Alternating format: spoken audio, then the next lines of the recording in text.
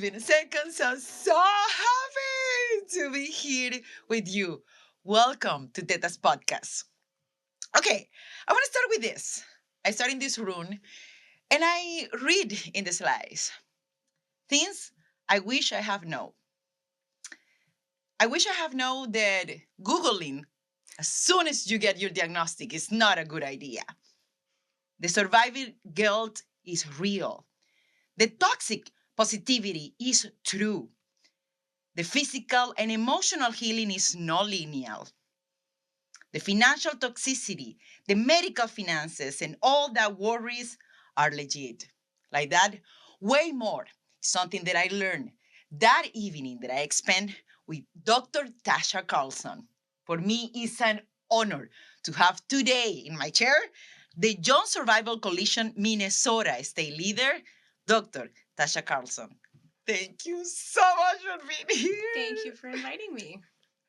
I'm so excited to have you here. That evening, I learned so much of things I know. And you, as a survivor yourself, sharing all this information with us there. For me, I literally was taking every note, like every single note. So thank you. You're Thank you welcome. so much for being here. I'm glad that it was useful for you. Oh, very, very. Like I have multiple pages, so it's like very useful. Thank you for being here, and let's dig in. Mhm. You are young. How old were you when the diagnostic knocked your door? I was 40 when I had my very first screening mammogram. I did not have any symptoms. I had no reason to suspect that there was a problem. And that first mammogram resulted in a breast cancer diagnosis. You went to the first mammogram just as a routine. You have history in your family of cancer. What made you go that first step and go to that first mammogram? That was due to my primary care provider. Thank you. Thank her very much. I had gone in for my just routine annual exam, and she said, "Oh, hey, you're 40. We should think about a mammogram."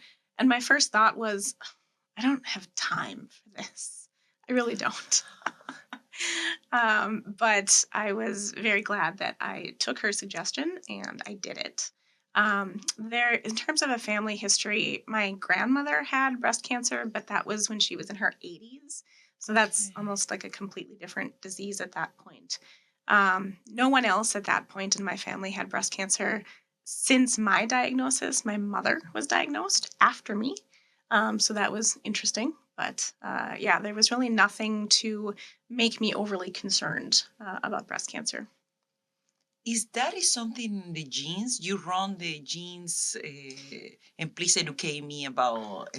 Yeah, so I had genetic testing. Genetic Mhm. testing is generally offered to women who are young at diagnosis, and there were no unusual genetic markers for me. In fact, only like 5 to 10% of breast cancer is linked to a gene mutation. So the vast majority of breast cancers do not appear to be genetic. Wow. How was the diagnostic, specific diagnostic did you get? So I had the screening mammogram, and then they followed that up with a contrast enhanced mammogram and an ultrasound. And then I had 2 biopsies. Two. hmm What was that? What to? So my mammogram showed that I had what was called multicentric disease. So there were multiple areas in the breast that were concerning. And so they ultimately decided to biopsy 2 of those areas, It was in both breasts or only in? just one. Oh, okay. How? What happened like then? What's the diagnostic they come along? What happened there the day they finally they called after all these biopsies and tell you? Yeah, it's interesting how I actually found out about it. So I had the 2 biopsies, and that was a Thursday afternoon. They told me that I probably wouldn't have any information by Friday, and so the soonest I would know anything was on Monday. Which is why I didn't have my phone with me on Friday. I was at work, it was at my desk, I didn't have it on me. And I missed the call from the nurse navigator. And when I listened to the message, she said, "Well, hey, I just wanted to give you a call. We actually rushed the pathology. We have results for you. I will be here until 4:15. Give me a call." I got the message and I called her at 4:16 and she was gone. No way. Yeah. So this was over the weekend. Most people would only have the option of waiting over the weekend. I happened to work for the same health system that I had my procedures and my biopsies through. So I had full access to my chart, not the portal, but my actual chart because I work for that health system. So I had to make the decision, do I look at it when I'm at work in the middle of a shift or do I wait? What do I do? Such a Yeah. hard thing. Okay, this is. Yeah. And then why you did in the end? So I waited a few hours and then I decided I couldn't wait anymore. So I found a private office and kind of closed the door, logged in, and I read my chart, which said that I had cancer.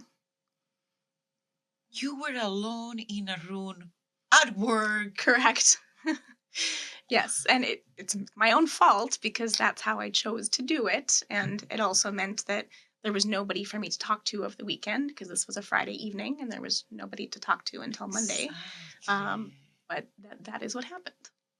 But I mean, the option was that, or Or just wait. wait, Correct. knowing that you have the access on it. Correct. That is, it's such a tricky how the Yeah. universe sometimes works that way. Yeah. What do you do? What's the immediate reaction? Like you get this reading, you're at work. What happened? I don't remember the rest of that shift. I don't remember going home. I remember getting home and I had texted my husband, and I think both of us were sort of in a state of disbelief at that point. And then I spent the weekend doing what I told people the opposite of, not to do. Do not Google. I did that. Don't do that. But you mean you learn, and that's what you share with us now to do that, Yeah. Wow. So you definitely Googled. I definitely Googled. Yep. And don't do that.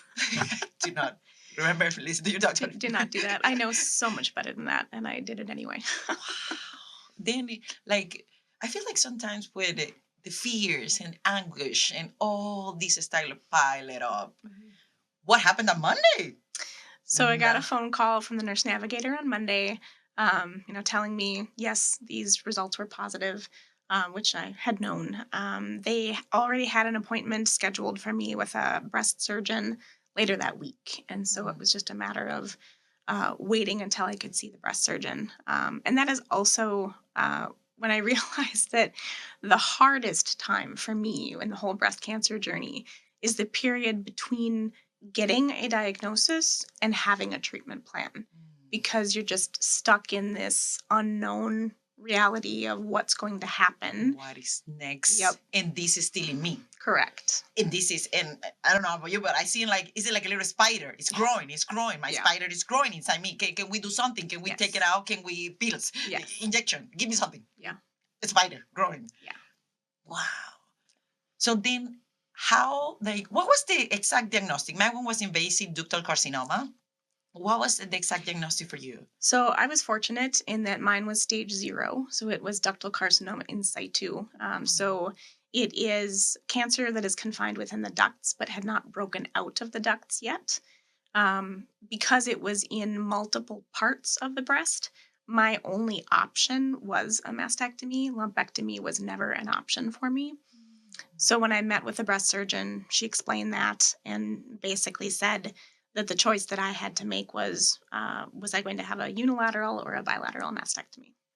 Okay. And reconstruction or not reconstruction? Correct. Yep. How you take all those decisions? Something that I've been talking about in the podcast is like you're thinking I want this cancer out. Yep. I want this.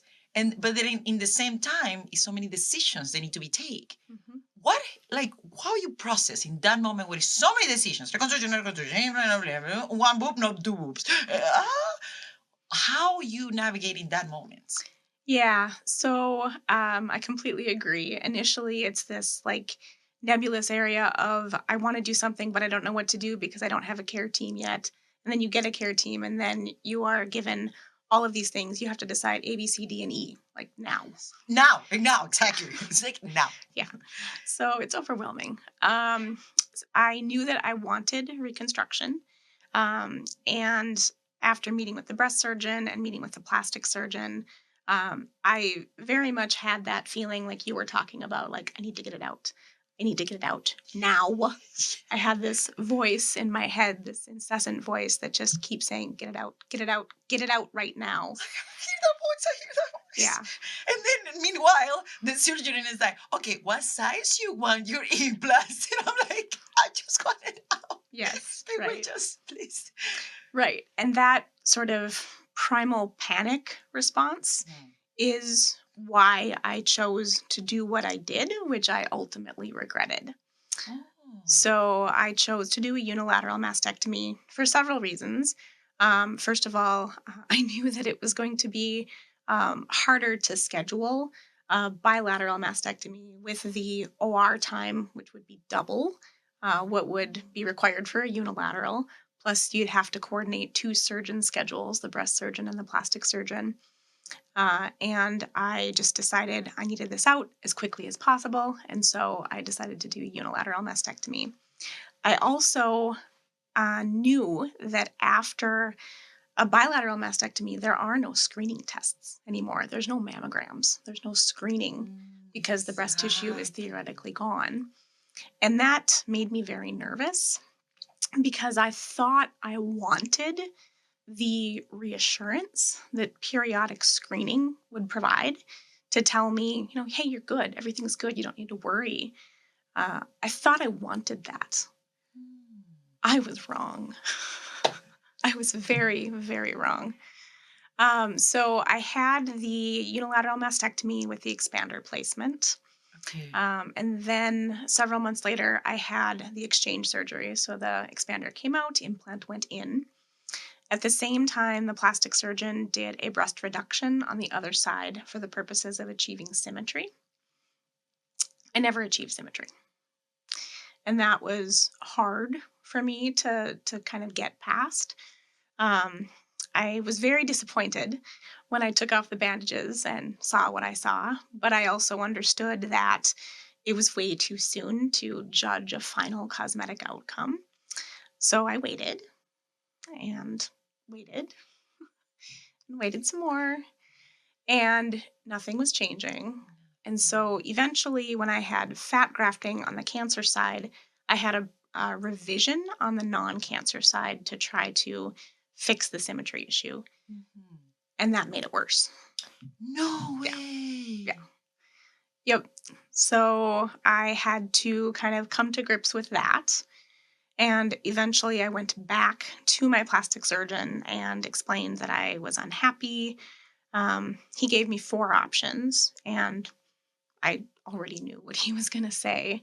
And I already knew that there was really only going to be one answer that was satisfactory to me. And so 2.5 years after my first mastectomy, I had a prophylactic mastectomy on the other side, followed by reconstruction. So in total, I had 8 breast procedures in 6 different surgeries.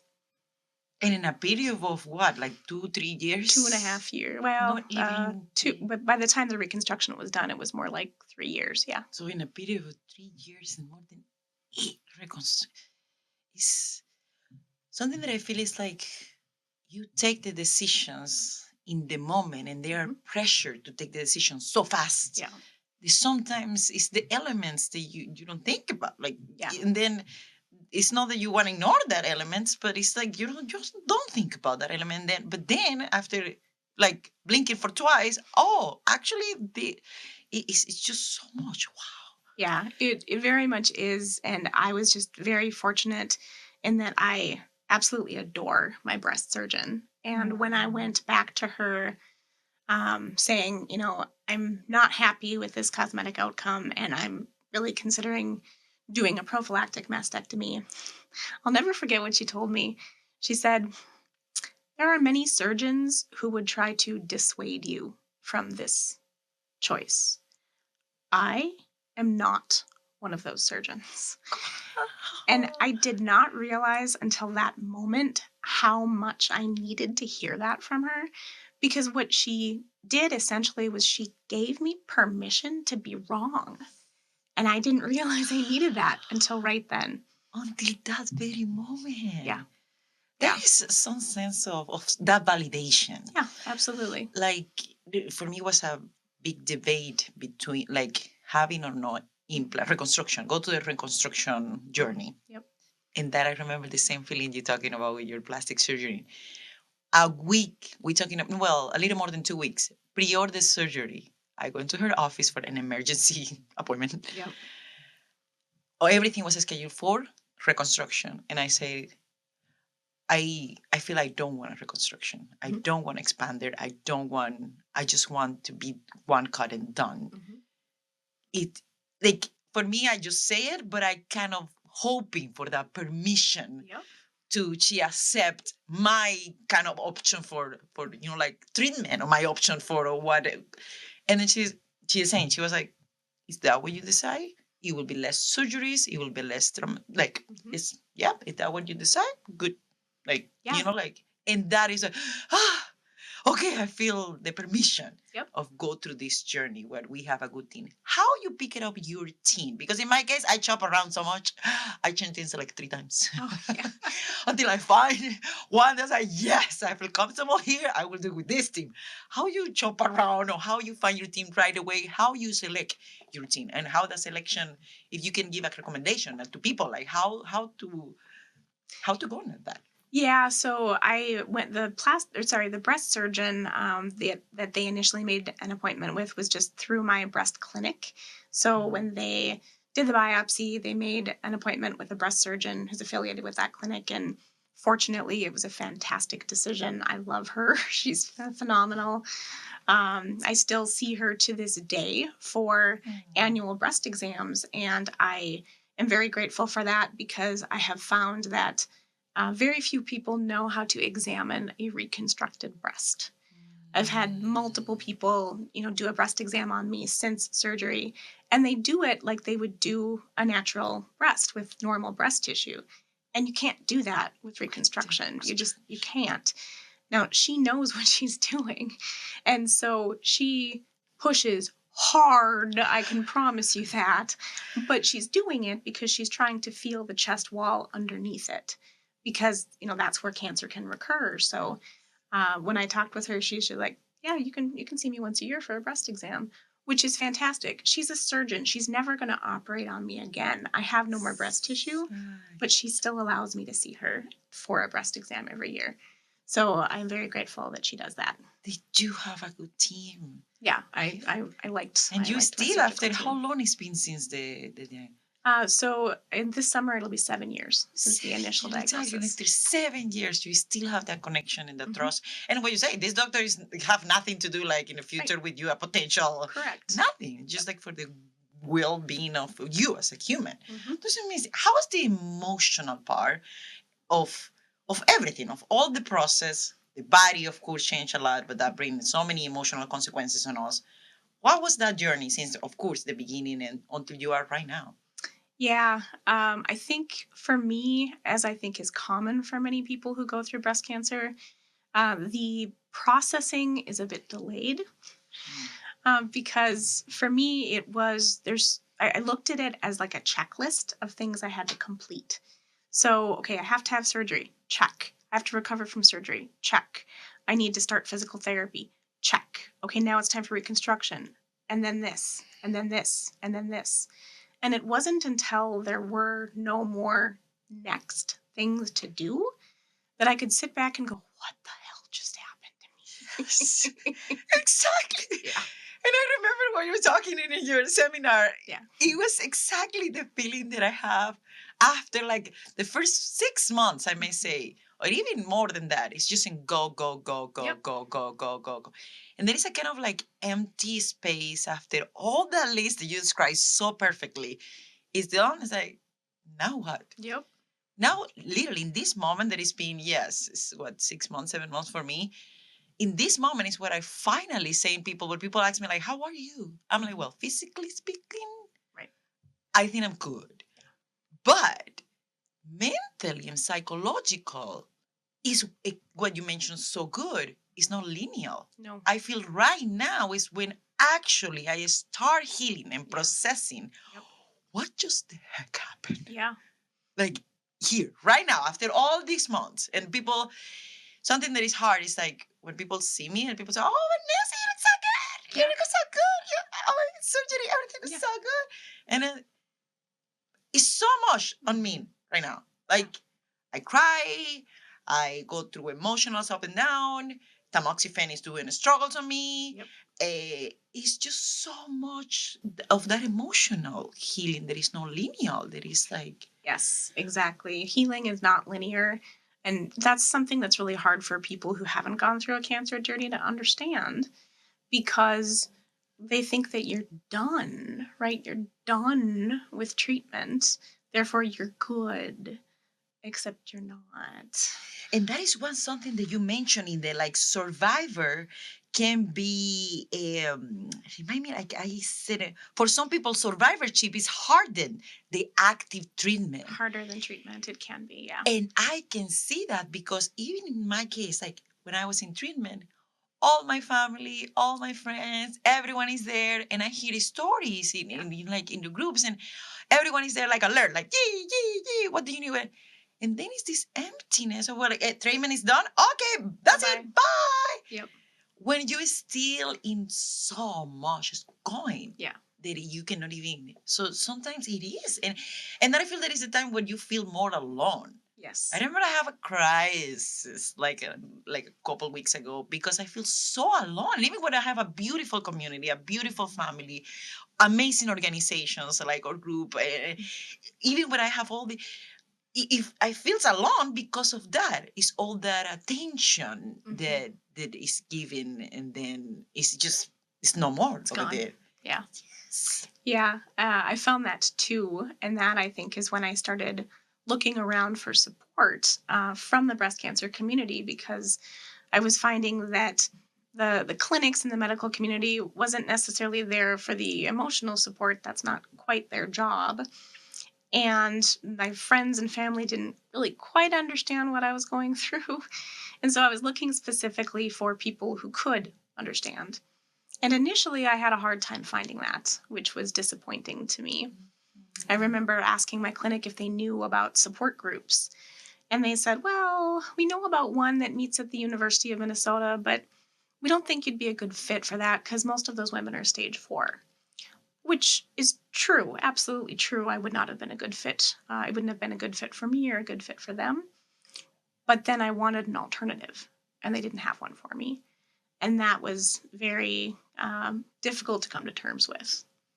So eventually I found some support. I found Firefly Sisterhood, which was great. I volunteer for them and a mentor for them now. And I found the Minnesota Young Survival Coalition when I went through my diagnosis. And that's where I met people that were close to my age who were going through the same types of struggles. And that was very healing and therapeutic for me to talk to people and to hear their stories and to feel understood. Yes, and that is a big part. Like you are now a state leader of the Minnesota Young Survival Coalition, and you doing not only these amazing seminars, but these groups where we share. And something that happened is because of age. That like I've been in other groups, but yeah, it's not the same. Like it's just like people around under 40 or like around that age in the very first mammogram. It's just not that common. So Right. tell me more how you becoming a leader for this organization. Yeah, when I was sort of trying out various support groups, I remember going into a support group where most of the women were, in their 60s and 70s, and their big concern was staying alive for their grandchildren, which absolutely very valid concern, but just not where I was at. And so when I found YSC, that was super helpful because all of these women were young. It's YSC is specifically designed to address the needs of women who are diagnosed with breast cancer 40 and under. And they have found that the needs of those women are very different than the women who are diagnosed at a more average age, in the late 50s, 60s, 70s. Because many of these women are dealing with navigating cancer while having young children or just starting their career. Some of them were diagnosed when pregnant. I mean, there's just all kinds of different challenges. Yes, and even in the 20s, like in Yeah. the group, it We was have like somebody in their 20s. Yeah. in the 20s, so it's like a very young age. How long you be with the organization? And tell me a little bit more, what is this, the group, how everything work for the local, especially for the Minnesota. This is a national. Well, explain us a little bit about the. Yeah. So there's a YSC is a national organization that has local chapters. The national organization is great in that it has a very comprehensive website with all kinds of resources. They put on virtual support groups, virtual seminars, and then they have an annual summit where literally picture hundreds of young survivors coming together for a weekend of information. It's like a dance party, pajama party at times. That sounds fun. Yeah. So that's the national organization, and then there's local chapters. And so the Minnesota chapter, I became the state leader of in 2020, and we meet monthly for in-person support for anybody who needs it. That is a group that I personally attend, and it's very useful because I remember, especially the last meeting that I attend, how everyone experienced through the treatment, like how the treatment is and how he's affecting me and how I can do for, and we didn't change like stories. And just with the fact of in changes, the stories help to understand your case better. No, nothing need to be like this is recommendations. Then no. But just with hearing these stories, it helped definitely. It's amazing. Yeah. What is the project more, of course, of being active leader of Joint Coalition, Survivor Coalition? What is other projects that like that you have there that we can support, like Dr. Tasha and her, because your seminars are amazing. The group is meeting and monthly. What is there that we can support you as Dr. Tasha or the organization? I mean, I think I have found over the years that just getting the word out there is key. Just making sure that people are aware that we exist. And so doing a podcast like this and highlighting YSC is fantastic so that people who listen know that it exists and we're there for them. I have done other things over the years in the oncology space. I write blogs. I'm a contributor for The Cure Today, which is an oncology publication, online publication that has scientific writers and they talk about news and research, but they also have a patient blog. And I've probably published 20 or so blog postings over the years. I've written for Wildfire magazine, which is a phenomenal cancer publication, which is was created by a survivor. It is written by and for survivors. All of the stories in all publications come from breast cancer survivors. It's amazing. What's the name of the sort of like? I need to say. That's Wildfire.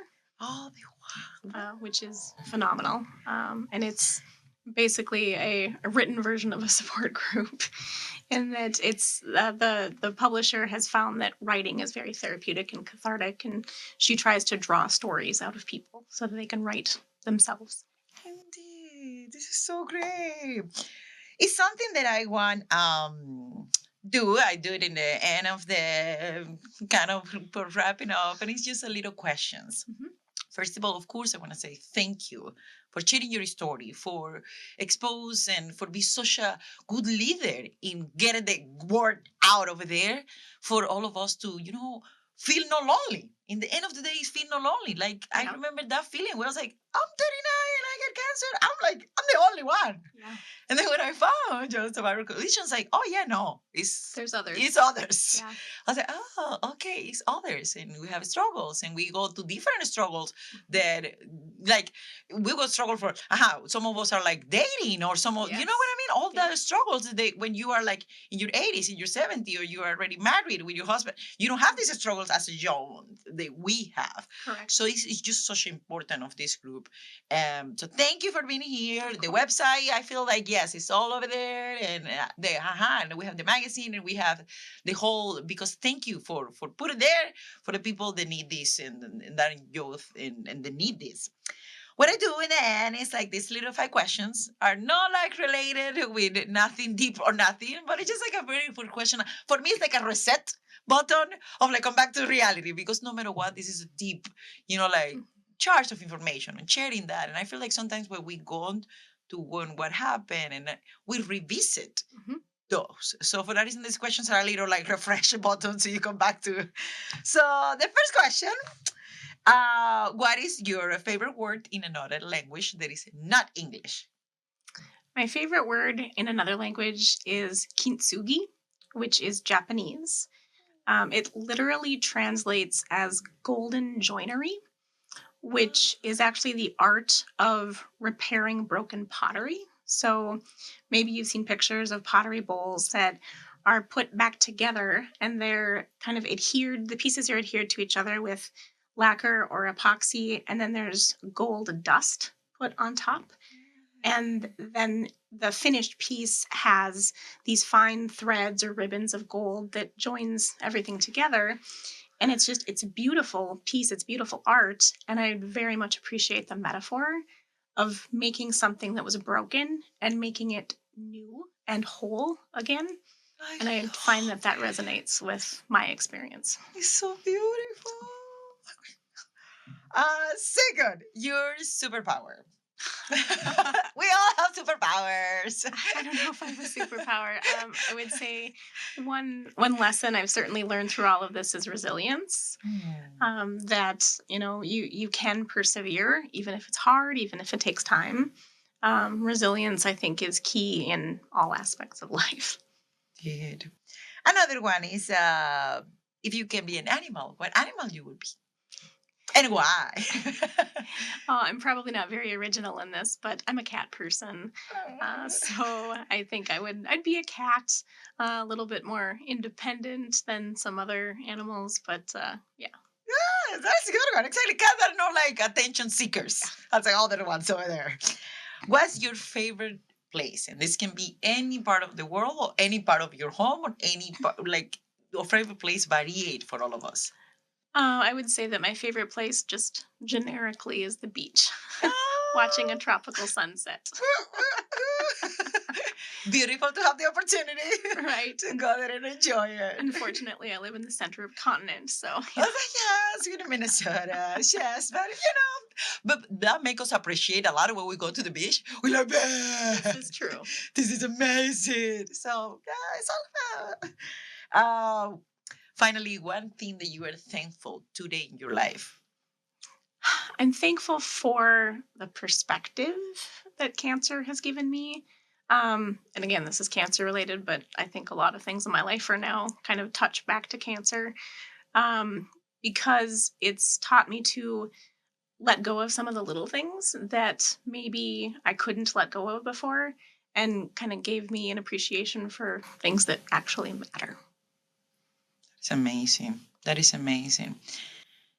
For just closing, what is one quote? One quote, and I all the time, like in the very end, like the person to say the quote, and then in the end of the episode to write the quote. What is one quote that vibrate your soul and your heart and resonate with you?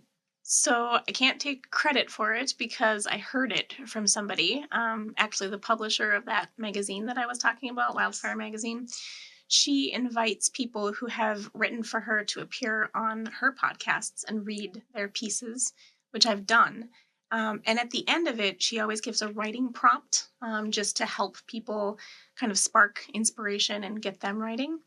And one prompt that really resonated with me was cancer breaking down or breaking open, which I really liked because it made me think of like a caterpillar undergoing metamorphosis into a butterfly, becoming something different at the end of this whole painful, arduous process. And so I really like that quote. I love it. Thank you so much. You're welcome. You hit it over there. We are all butterflies, like going to a process. Yep. The caterpillar have a hard time after it all there. Thank you so much, Dr. Tasha. Today Thank you was for the invitation. amazing. All this information and the conversation with you helped not me, but I know a lot of others over there. Thank you. Thank you very much.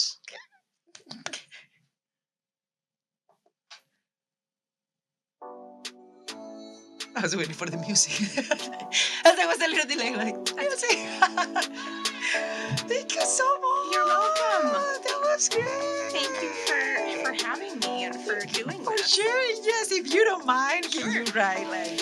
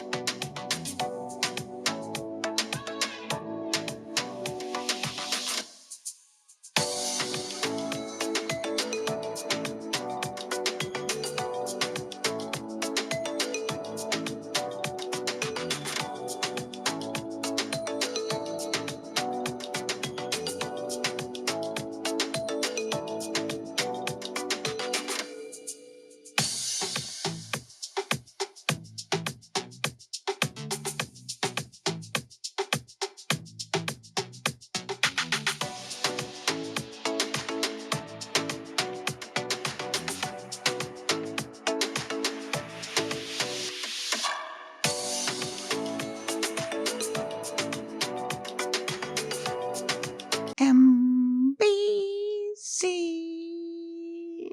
No relation to NBC.